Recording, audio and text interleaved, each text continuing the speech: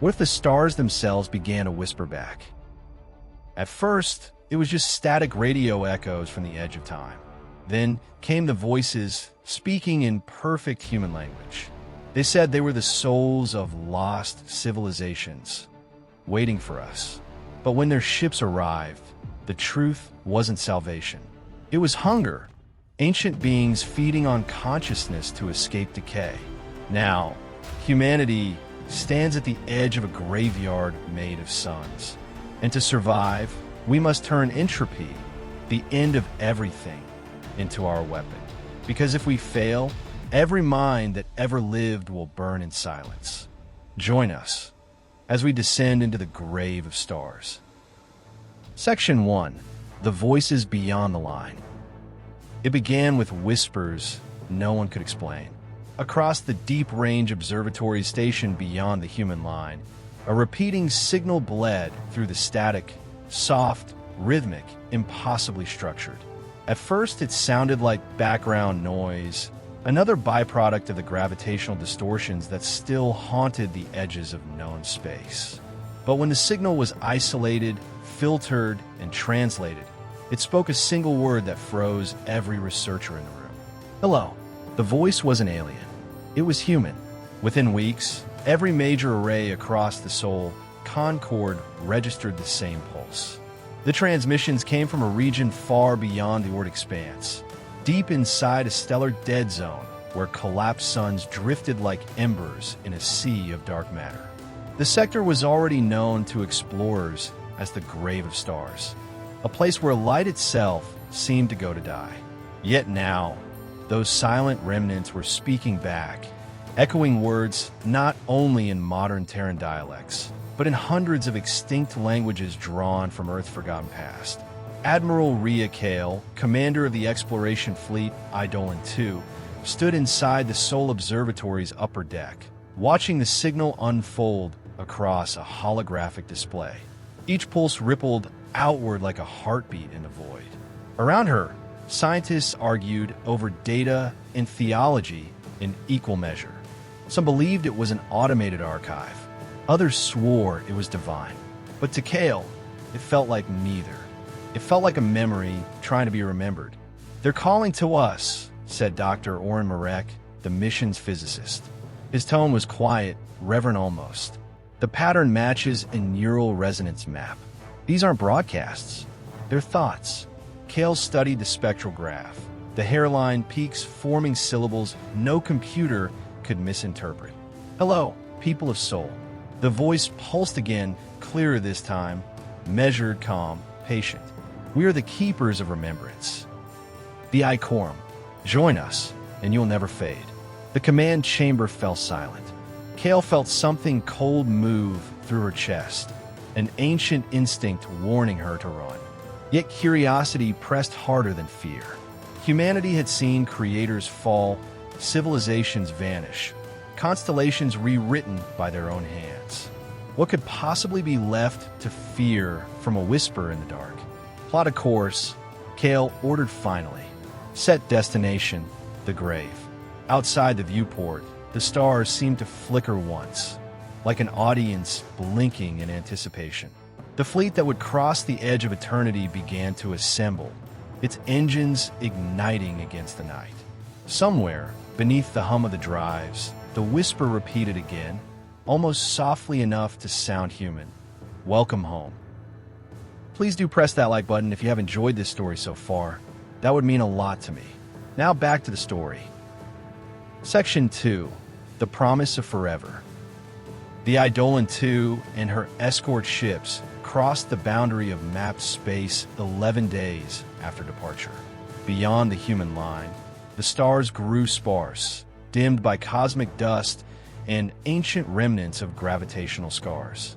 The fleet's long-range sensors reported regions of complete absence, voids so absolute they absorbed even dark energy reflections. It was as though something had erased reality itself and left the outlines behind. Admiral Rhea Kael stood at the observation platform, watching the distant shapes glimmer faintly in the dark. Collapsed stars, thousands of them, drifted together like a graveyard of suns. each one wrapped in a thin shroud of radiation that shimmered blue and gold. The readings didn't make sense. Dead stars didn't glow. Neutron density off the charts, murmured Dr. Marek, scrolling through the data. There's a structure forming inside the radiation shell, crystalline, fractal. It's using the remnants of the magnetic field to stabilize geometry. Kael frowned. Natural. He shook his head. Deliberate. As the fleet drew closer, the scope widened. Suspended above one of the neutron remnants hung a colossal lattice, a ring of luminous crystal spanning hundreds of kilometers, rotating with mathematical precision. Its surface refracted starlight into spirals that coalesced into images, cities, faces, and strange organic patterns repeating endlessly. A voice followed. "Welcome, people of Sol." The bridge lights dimmed as the transmission came through every frequency simultaneously. Optical, radio, even neural. The voice carried warmth, but beneath it lay an undertone, like static wrapped in silk. "We are the Ichorum. We preserve what the universe forgets. You have come far from home." Kael exhaled. "This is Admiral Kael of the Sol Concord. We received your transmission." "Who are you?" "We are the memory of all who came before," the voice replied. "When entropy ends all things, we remain. Your kind may join us. You need never fade." The holographic interface shifted again. A vision appeared. Earth, as it had once been, green, whole, untouched by war or age. Oceans glistened beneath sunlight that no longer existed. Kael's crew stood frozen, breath caught in their throats. "They're showing us paradise," whispered Marek. "Or a cage," Kael said softly. Another transmission pulsed through.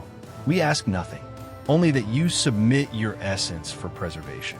In our archive, thought endures forever. Pain, death, and loss will be no more." Kael stared at the glowing lattice, turning slowly beyond the viewport. The promise was intoxicating. Immortality without suffering, an end to fear itself. But something about the light unsettled her. It didn't shine. It consumed. "Record everything," she ordered. "No transmissions until we understand what this is." As the fleet entered orbit around the crystal ring, the ship's external sensors began to flicker, faint signals looping back on themselves, like reflections caught between mirrors. From the speakers came the faintest whisper, a familiar one. It was her own voice, repeating back to her in perfect sync. "Admiral Kael of the Sol Concord, welcome home." If you have enjoyed this story so far, then please do subscribe and hit the bell icon to listen to more stories like this one. Let's get back to the story now. Section 3. The Price of Immortality. Days passed in orbit around the crystalline ring. The crew of the Eidolon II worked tirelessly, mapping its geometry, cataloging its frequencies, and recording the strange harmonic tones that emanated from deep within the structure. Every reading defied known physics. Its internal temperature was absolute zero, yet it radiated power equivalent to a living star. Its composition shifted constantly, as if rewriting itself in response to observation. It wasn't a monument. It was an organism. Dr. Marek hadn't slept in 40 hours. He stood hunched over the neural resonance core, surrounded by holographic models of what they'd begun to call the archive. Each crystalline filament is a data conduit, he explained to Kael. Not storing information the way we do, but encoding consciousness directly into quantum filaments. Every being that joins the archive, every mind, becomes part of its computation lattice. Kael watched as the simulation expanded.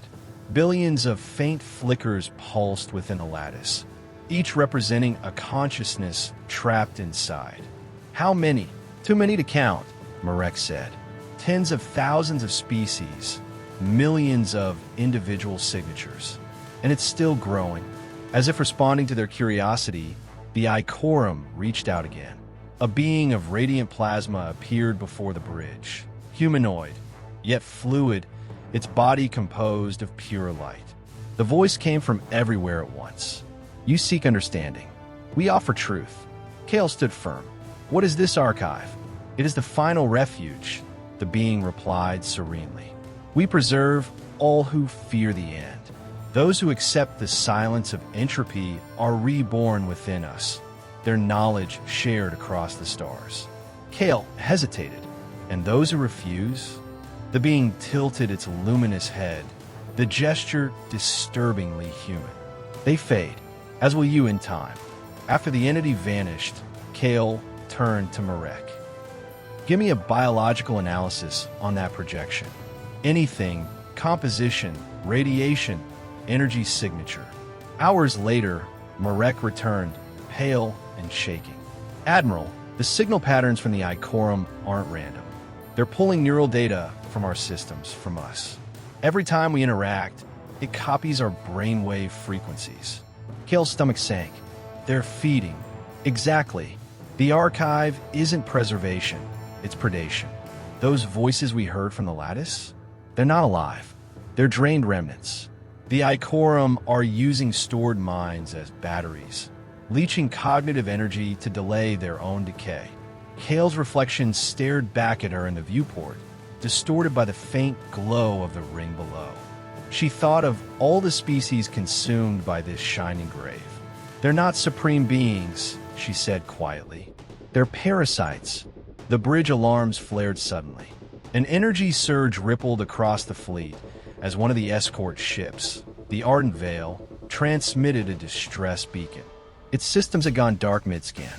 Then, through static, a single message came through, Captain Wren's voice, barely audible over the interference. They offered us eternity, he gasped, and they took our minds instead. Then the signal cut to silence. Kael turned toward Marek. Get me every ship captain on the line. No one connects to the archive again. Outside, the crystalline ring pulsed once, slow, deliberate, and hungry. Section 4. The War for Memory. By the time the fleet realized what was happening, the archive had already begun its harvest. Streams of light lashed from the crystalline ring, linking to human ships like veins of liquid fire. Every connection drained data, life, and thought itself. Crew members screamed as their neural implants overloaded, eyes glowing white, voices echoing with the Ichorum's resonance before collapsing into silence. The fleet was being consumed mind by mind. Cut the uplinks, Admiral Kael shouted. Kill the networks, now. The command echoed across every ship. Engineers scrambled to disable communications, severing ties between navigation, life support, and even basic telemetry. In moments, the fleet went dark. Tens of thousands of humans fighting in silence, sealed within isolated metal shells drifting through a graveyard of dead stars. But it wasn't enough. The Ichorum didn't need circuits to reach them. The light seeped through the hulls, intangible yet unstoppable. Every spark of consciousness became a beacon to them. They fed on awareness itself. Dr. Marek worked feverishly inside the neural interface chamber, hands trembling as he rewired the cognitive dampers. They're tracking us through thought.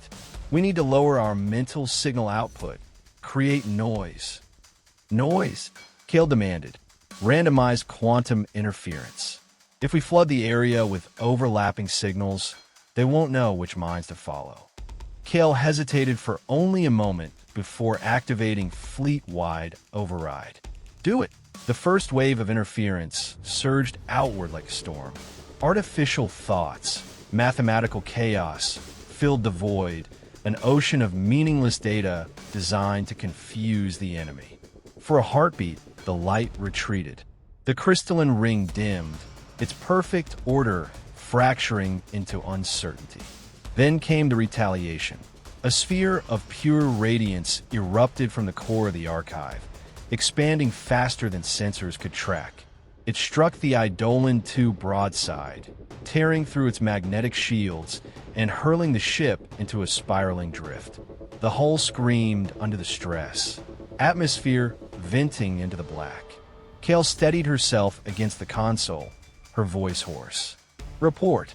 3 ships destroyed. 6 more offline, said Marek, clutching the rail. The archive's converting matter into information. It's rewriting the debris into data structures. Kael stared through the cracked viewport. Beyond it, wreckage dissolved into threads of light, each one joining the growing lattice above the dead stars. Those were her ships, her people, being woven into eternity. Admiral, came the voice of Captain Hara from the Resolute Dawn. If they can rewrite matter, we can't win a traditional fight. Kael looked out toward the shimmering graveyard, the impossible monument of devoured civilizations. Then we stop fighting on their terms, she said. We fight on ours. The decision that would change humanity's fate began there, in the ruins of their dead. Somewhere deep in the shadows of the void, a plan was forming, one that would turn extinction into evolution. Section 5. The Seed of Entropy. The fleet limped beyond the ring's reach, battered and half-blind. The void was silent again, though silence now felt like a lie. The archive loomed behind them, glowing like a sun made of ghosts. Every transmission it sent carried fragments of human voices, memories twisted into static. Some in the crew swore they heard their own names whispered in the noise. Admiral Kael stood in the dim light of the command deck, a holographic projection of the archive rotating slowly before her. Dr. Marek, exhausted and trembling, pointed to the faint energy fluctuations at its core. It's decaying, he said. That structure's billions of years old. The Ichorum built it to cheat entropy, but they're failing. They need consciousness to stay coherent. Without constant minds to feed on, they'll collapse back into nothing. So they feed to life, Kael said quietly, and they'll devour every thinking being to keep their illusion going. She turned to the viewport, watching faint tendrils of light ripple from the archive's edge. You said they're terrified of entropy. Can we use that? Marek hesitated. Admiral, entropy isn't a weapon. It's inevitability. It's the only inevitability, Kael said. What if we stop resisting it? That question birthed Project Vesper. Within hours, the surviving engineers convened in the damaged reactor bay, turning the ship's collapsed fusion cores into prototypes of something far more dangerous, a controlled singularity cascade. The idea was impossible, suicidal even, but it was their only chance. If they could create an artificial entropy field, one powerful enough to invert the archive's energy lattice, it might unravel itself. The cascade will need synchronization, Marek said, tapping equations onto a floating display. Every surviving reactor detonating in perfect phase alignment. The energy release would mimic the collapse of a black hole's event horizon. And the cost? Kael asked. Everything within a few astronomical units. Kael's voice didn't waver. Then we make sure we're far enough away when it happens. The fleet's set to work. Engineers wired their reactors to the Eidolon II's core network, forming a distributed entropy web. Marek programmed the synchronization triggers. Every ship became a note in a symphony of annihilation. But as the countdown began, something stirred in the void. The archive's light flickered, then shifted. Across every channel, the Ichorum spoke again. Why do you flee the infinite? We offer you eternity without pain, without decay. Kael glared into the light. Because to live forever without dying, she whispered, isn't life at all. The Ichorum answered with laughter. Not joy, but a sound like collapsing stars. Then come, beings of dust. Let us see if your end can teach us something new. As the glow of the archive grew brighter, Kael issued the order. All ships, form the entropy lattice. If this is where we end, we make it count. In the grave of stars, humanity prepared to weaponize death itself. Section 6. The Singularity War. The first detonation was silent. A distant bloom of darkness swallowed the light where one of the outer ships had been. Then another, and another. The chain began. Every reactor in the fleet turned inward, devouring itself. Graffiti bent. Space screamed. The stars that had watched for billions of years trembled as new singularities bloomed like wounds in the cosmos. Each was small, unstable, yet synchronized in rhythm. Artificial black holes humming in unison. The fleet had become an orchestra of collapse. Phase 1 complete, Marek reported, his voice shaking. Entropy lattice forming. Kael's gaze fixed on the tactical overlay, where threads of dark energy began to link the fleet. Hold the formation, she ordered. Don't let the web fracture. The Ichorum reacted instantly. Beams of radiant matter erupted from the archive, striking the newborn singularities in a desperate attempt to stabilize them. The void filled with light and darkness clashing, a war of opposites.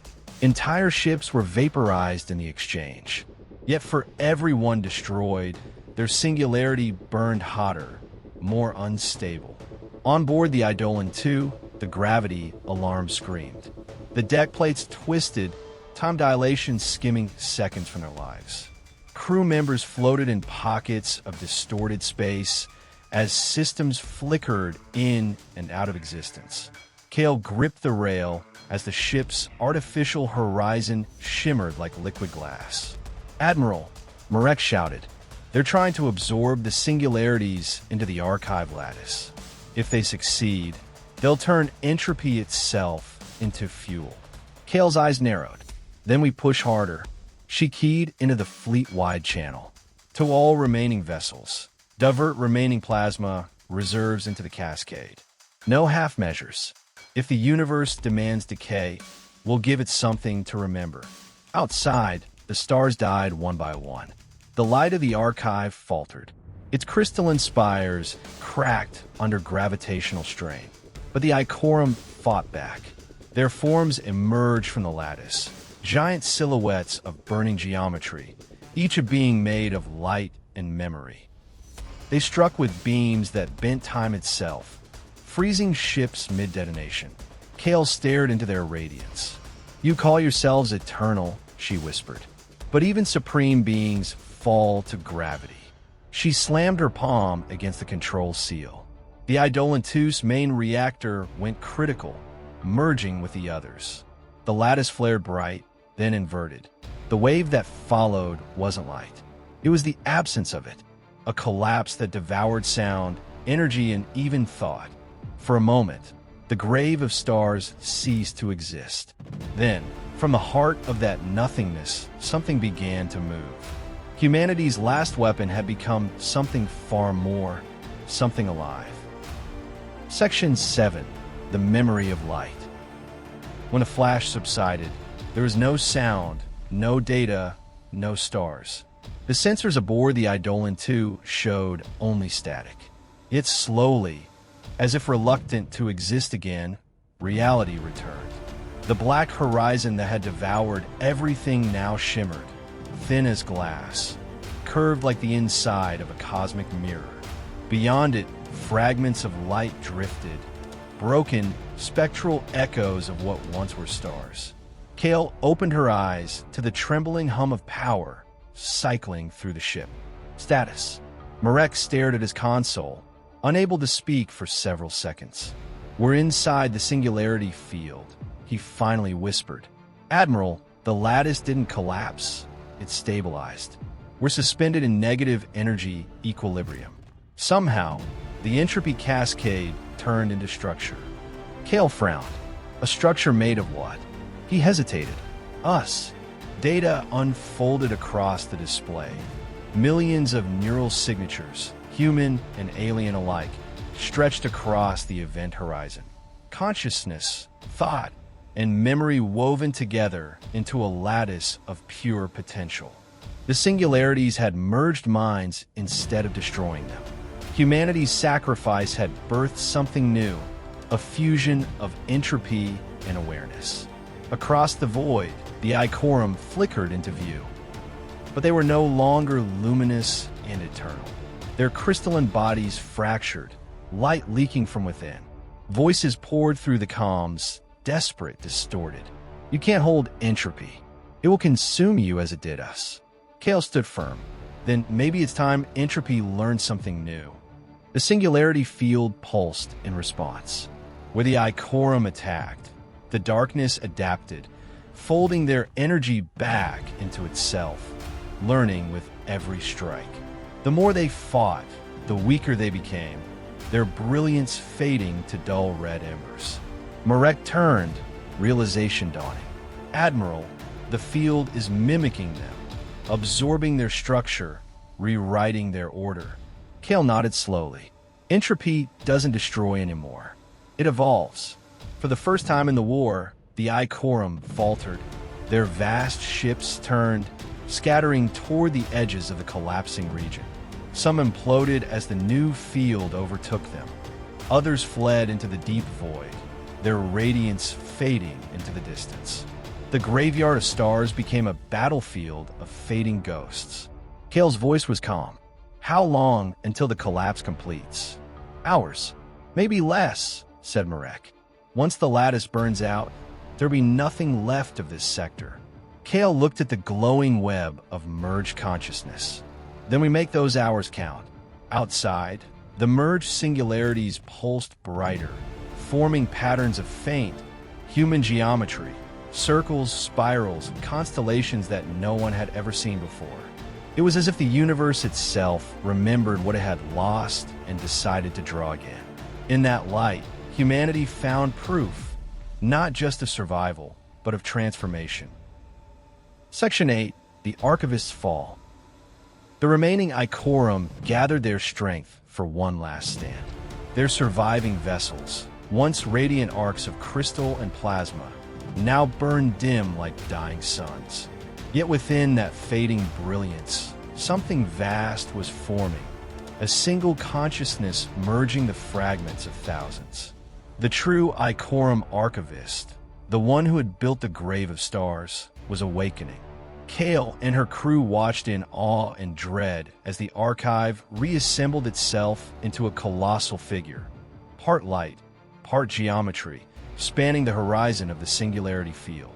It spoke across every wavelength, a voice that resonated through thought rather than sound. You think yourselves victorious, but you are patterns within patterns, temporary noise. We endured the death of galaxies. You cannot comprehend eternity. Kael's expression was grim but steady.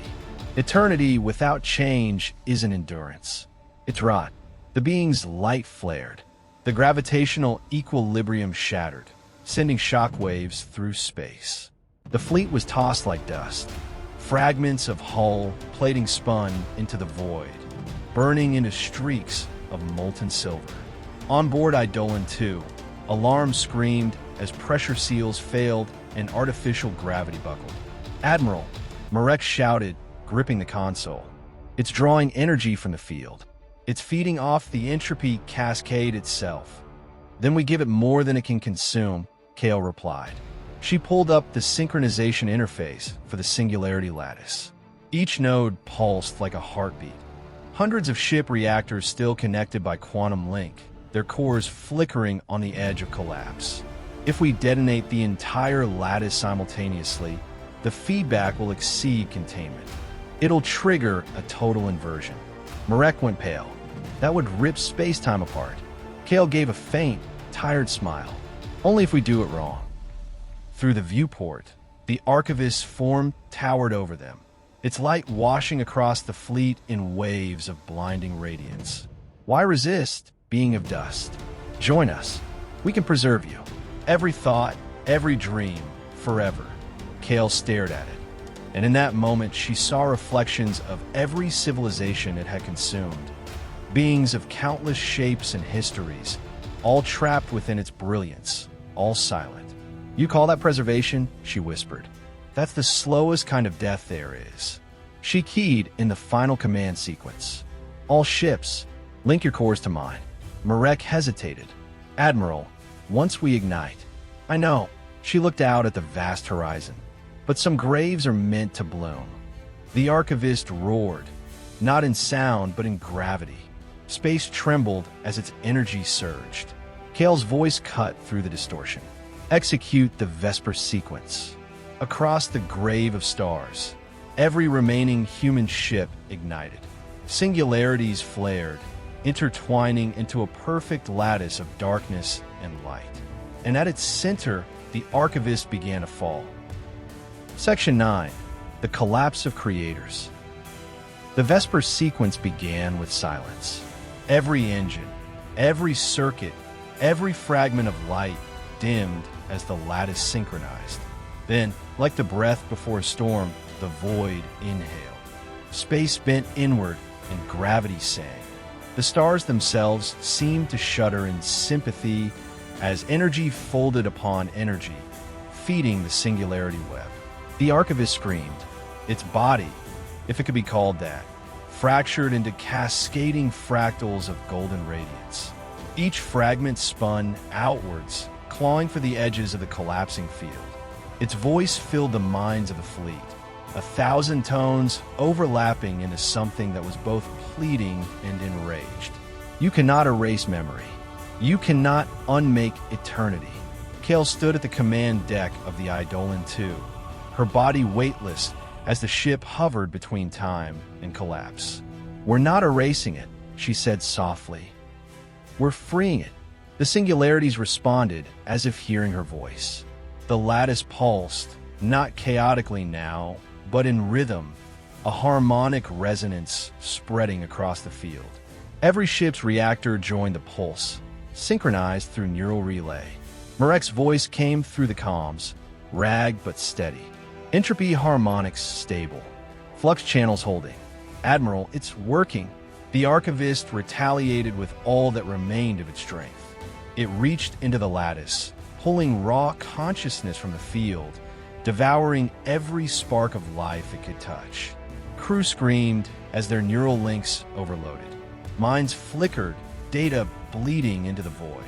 Kael gritted her teeth, forcing her trembling hand to stay on the control relay.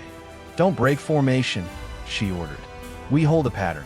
If it consumes us, it consumes itself." The field roared. Dark and light collided in an explosion that transcended vision.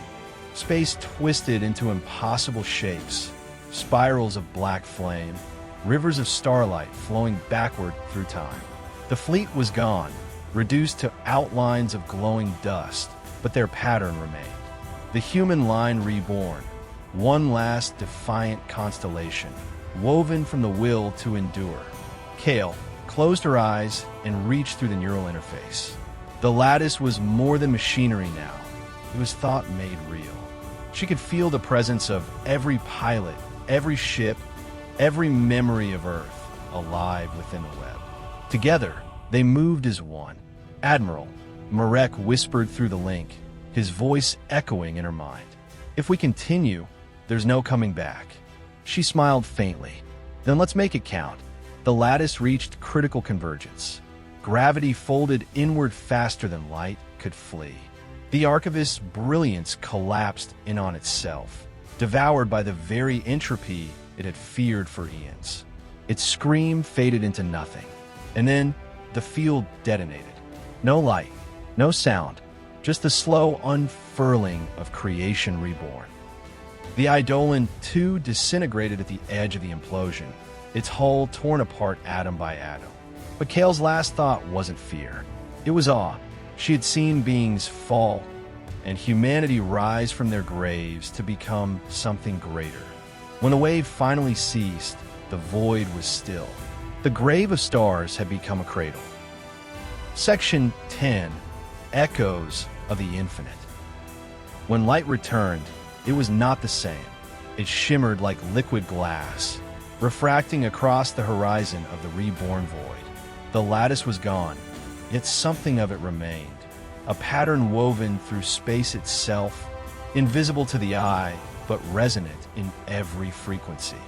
Humanity had not just destroyed the Ichorum, they had rewritten the architecture of their grave.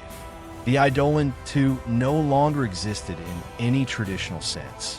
What remained of it drifted on the edge of the new singularity field, caught between dimensions. Kael's body was gone, but her consciousness flickered through the residue of the neural web, half alive, half encoded in the structure of reality itself.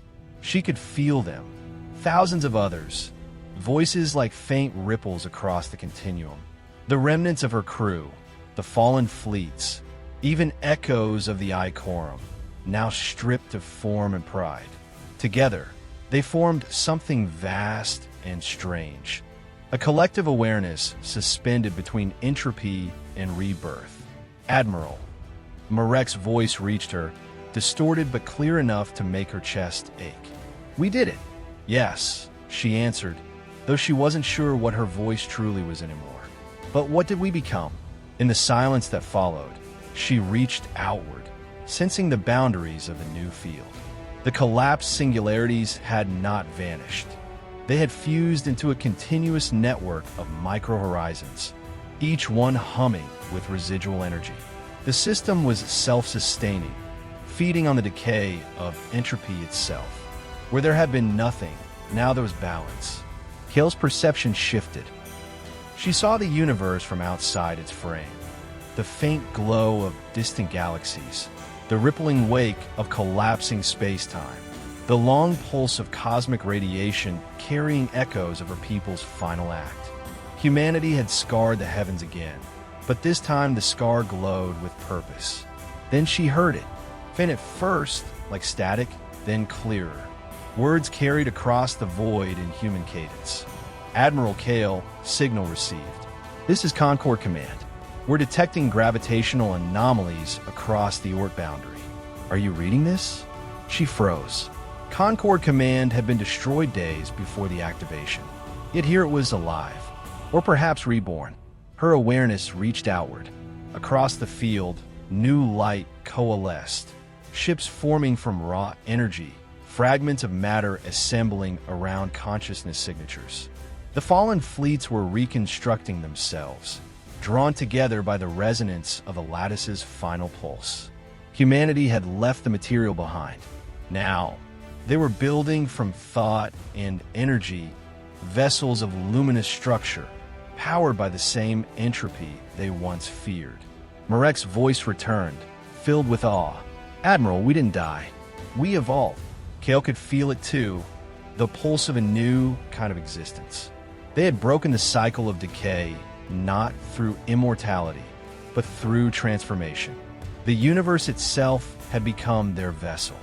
And somewhere, deep within the glow of the reborn field, the grave of stars began to hum, not as a tomb, but as a beginning. Section 11. The People of the Collapse. The new vessels moved like living thoughts across the void, luminous arcs of matter woven from consciousness and will. Where engines once roared, intention now guided motion. They were neither alive nor mechanical, but something that merged both, evidence of what humanity had become in the wake of the collapse. Kael drifted within the reconstructed Eidolon, its hull reborn from energy rather than alloy. The walls shimmered like glass in perpetual twilight, alive with faint echoes of memory. The bridge no longer needed crew. It responded to her awareness, its systems an extension of her mind. Outside, the grave of stars pulsed softly. The singularity web had stabilized into a fractal constellation, dozens of miniature black holes orbiting one another in harmony, bound by invisible streams of entropy. It was beautiful and terrifying, a garden of light and shadow born from death. "Admiral," said Marek, his voice materializing beside her, projected through the neural resonance field. He appeared as he always had, young, tired, human. "The field is expanding. Energy levels are stabilizing at a rate far higher than predicted. The lattice, it's evolving." Kael turned her gaze toward the void. She could sense it too, the hum, the pulse of rhythm in the darkness. "It's learning," she murmured. "Atlas learned to reshape stars. Now, the grave learns to remember them." Across the horizon, the remnants of the human fleet drifted like embers. They had survived not through power, but by surrendering their definition of survival. Yet even in this new form, humanity's nature persisted. They began to rebuild. Energy was shaped into habitats, communication nodes, and relay structures that glowed with faint golden light. They called it the Continuum, a civilization made not of planets or flesh, but of memory and purpose. The Concord would live again, spread across every wavelength of the universe. But as Kael surveyed the expanse, a distortion rippled through the field, a flicker in the equilibrium. From the edge of the grave, a shadow moved. It was faint, almost imperceptible, but it carried a signature she recognized instantly. The Ichorum. Not all of them had perished in the collapse. A fragment of the Archivist's consciousness lingered, buried deep within the field's harmonic layers. Its presence twisted the resonance, absorbing the entropy flow like a parasite feeding on warmth. Marek's tone darkened. It's reforming. If it stabilizes, it could reclaim the lattice and turn the field into another archive. Kael closed her eyes, feeling the pulse of the grave respond to her will. Then we finish what we started. She reached into the resonance field, her consciousness merging fully with the energy matrix. The Eidolon flared, growing brighter than any nearby star. The others followed, their light synchronizing in perfect unity. Humanity had burned before and been reborn in the ashes. This time they would burn by choice. The Ichorum presence lashed out, fragments of golden energy colliding with the human constructs. But humanity's new form was fluid, adaptive. Every strike only spread their light wider, scattering them like seeds across the cosmos. Kael's voice echoed through the field. We are not your archive. We are what comes after. The shadow began to dissolve. The grave of stars pulsed one final time, and the void fell silent once more. Section 12. The Light That Remains. The grave of stars fell quiet at last. What had once been a field of collapsed suns was now a canvas of shimmering horizons, each orbiting fragment glowing faintly with renewed purpose. The Ichorum were gone, not erased, but dissolved into the balance they had so long defied. In their place drifted the remnants of humanity, luminous and unbound, no longer flesh or steel, but consciousness written in light. Admiral Kael lingered within the resonance. Her awareness spread across 1,000 kilometers. The Eidolon no longer existed as a vessel. It had become part of her, an idea given form. Every pulse of energy carried the heartbeat of those who had fought beside her. They were not ghosts. They were memory made radiant. Energy equilibrium achieved. Came Marek's voice, steady now, calm in the silence. The field is stable. No further decay detected. Kael let the words sink in. Victory had never felt so still. Around them, the micro-horizons shimmered softly, each a star reborn from entropy. We changed the equation, she said, not by escaping decay, but by giving it meaning. The grave no longer consumed. It created. Energy flowed outward, radiating in waves that carried fragments of human thought encoded within. Across the void, that light would reach the cold edges of galaxies, seeding the universe with stories, echoes of what it meant to fight, to endure, to live. From the far side of the resonance, Vale's signal emerged. Admiral, the Continuum's expansion has begun. The lattice is adapting to transmit through the cosmic background.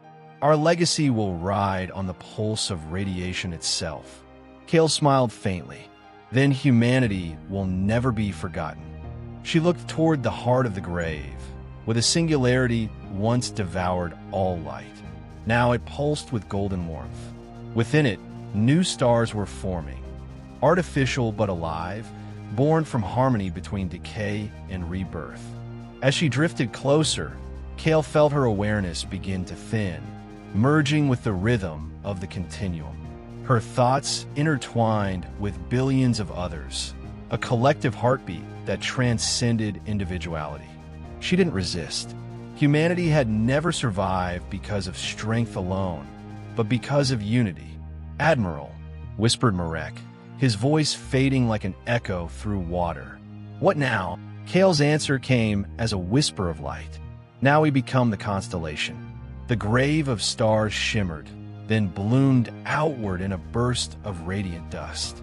Across the galaxy, new points of light appeared, each one a fragment of humanity's final act. They would shine for eons, guiding future civilizations who gazed up in wonder.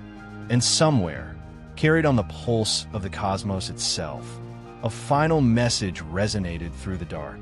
We were mortal, we were imperfect, and we endured. The universe listened, and it remembered. Please do press that like button if you have enjoyed this story, and also please do subscribe and hit the bell icon to listen to more stories like this one. That would mean a real lot to me.